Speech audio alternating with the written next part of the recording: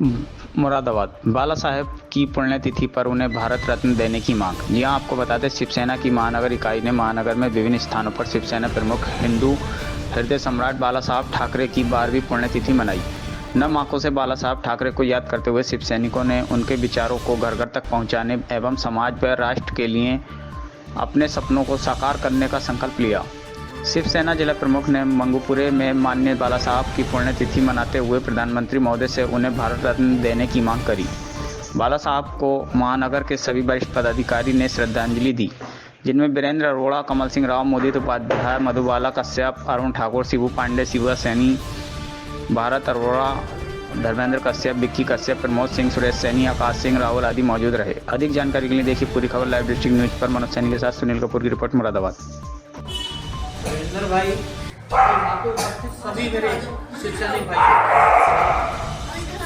ये कोई नई बात नहीं है, जबकि आज की पुण्यतिथि है तो बाला साहब ठाकरे के जो हिंदू हित के प्रति, जो हिंदू हित के लिए, अपनी संस्कृति के प्रति जो भी इनके संघर्ष रहे या जो इनके बलिदान रहे, हम कोई भी उससे अछूते नहीं हैं। इन्होंने आज तक जीवन में एक ही नारा हमेशा से दिया था कि हिंदू हित के लिए किस प्रकार हिंदुओं को एकत्रित किया जाए, और उन्होंने कहा था कि हमें समाज को, जो हमारा समाज बट रहा है, उसके लिए हम सिर्फ 20% राजनीति करेंगे और 80% हमें समाज सेवा ही करनी है। आज भी जहाँ जहाँ हमारी शिवसेना प्रदेश में कार्य कर रही है, हम लोगों का एक ही उद्देश्य रहता है कि किस प्रकार कोई भी व्यक्ति विशेष जो हिंदू है उसको किस प्रकार एक मंच पर लाया जाए, कंधे से कंधा मिलाकर हिंदू हित की लड़ाई। चाहे आपने देखा होगा पहले डीजे बंद हुआ तो भी उसमें शिवसेना द्वारा संघर्ष करा गया और डीजे को बजवाया गया। आज भारतीय जनता पार्टी की सरकार है। बहुत आदमी कहते हैं कि देखिए डीजे हैं, डीजे चल रहे हैं, बाबा फूलों की वर्षा कर रहे हैं और ऐसा हो रहा है, जगह जगह आपको व्यवस्थाएं कांवरियों के लिए मिल रही हैं।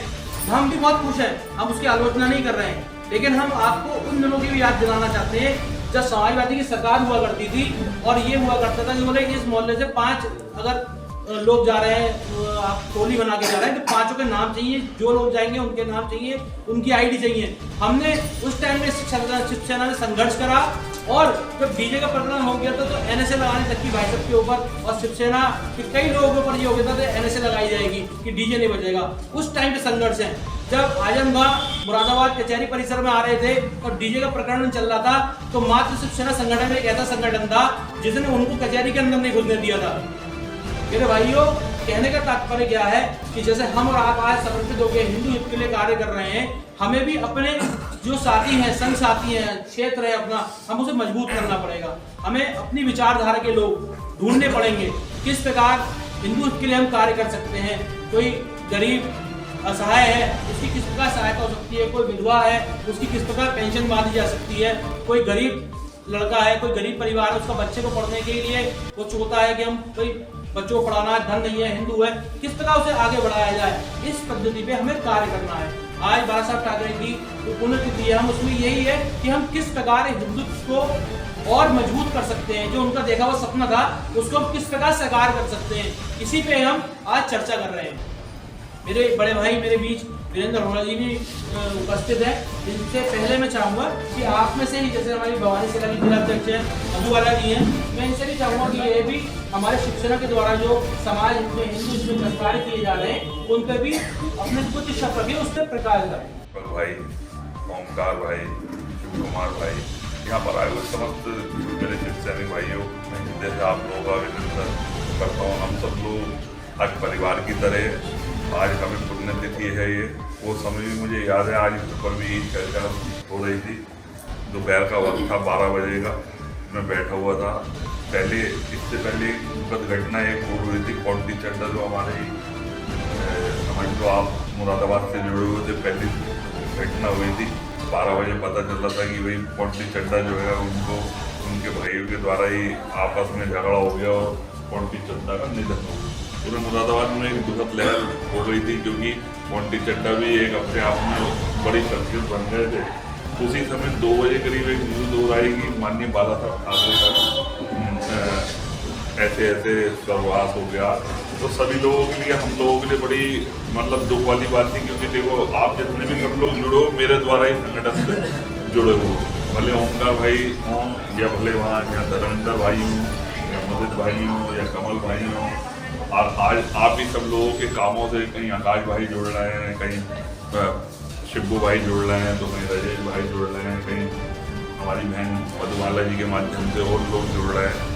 ऐसे ही लोगों को जोड़ा जाता है, ऐसे ही काम करा जाता है। हम लोग दिल से जुड़े हुए थे। मैंने तो आप सब लोगों में से मैं ये कहता हूँ जो भाग्यशाली जिसने बाला साहब ठाकरे को खुद सुना भी है, देखा भी है, स्मरण भी करा, और उनके पद चिन्हों पर चलने की हम लोगों ने सब लोगों ने कोशिश करी। मैंने बहुत बात सुनी थी कि बाला साहब ठाकरे एक ऐसे नेता हैं जिन्हें देखने के बाद लोगों के अंदर एक जिज्ञासा पैदा हो जाती है, एक ऐसा हो जाता और वैसा हो जाता।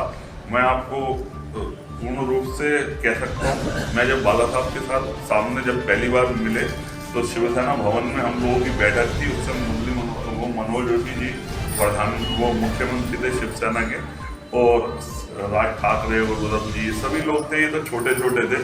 जब बाला साहब आए थे तो पूरे, आज आप लोग देखते हो बड़े बड़े नेता निकल रहे हैं, गाड़ियों में सायरन बज रहे हैं, ये हो रहा, आपकी फोन निकल रहा, मुख्यमंत्री निकल रहा। जब हम लोग शिवसेना भवन के नीचे खड़े हुए थे तो शिवसेना भवन के चार तरफ पुलिस ने घेर लिया था, और हम लोगों को इतना वो भी नहीं था कि कौन है क्या है। मेरे ख्याल की बात भी 97-98 की हो, तो उस समय हम लोगों ने पूछा भाई क्या होने वाला, हम लोगों को बाहर निकाल दिया गया, क्योंकि वो पूरा सत्र शिवसेना का सुबह से शाम तक का सत्र था। सुबह के सत्र में जो है कि कहते हैं मनोज जोशी साहब ने उसे वो करा था, और बड़े बड़े नेताओं ने। शाम के सत्र में बाला साहब जब आए थे तो पूरी शिवसेना भवन की खिड़कियां बंद, ये बंद वो बंद, हमें सबको निकाला, बाहर करा, सारे में पुलिस हो गई। हमने जिज्ञासा होते हुए पूछा भाई कौन है, तो बोले अब बाला साहब आने वाले हैं। बाला साहब ऐसे, तो बाला साहब बोले आते हैं, तो फिर बाला साहब आते तो पूरा मुंबई हिलता। बोले बाला साहब का निकलने का मतलब मुंबई हिलता। हमने अच्छा देखा तो बाला साहब आए तो मेरा कमांडर ये वो सब चाहता सैनिक। लेटेस्ट खबरों के लिए यूं ही देखते रहिए लाइव डिस्ट्रिक्ट न्यूज, और इस वीडियो के पसंद आने पर लाइक, शेयर और सब्सक्राइब करना ना भूलें।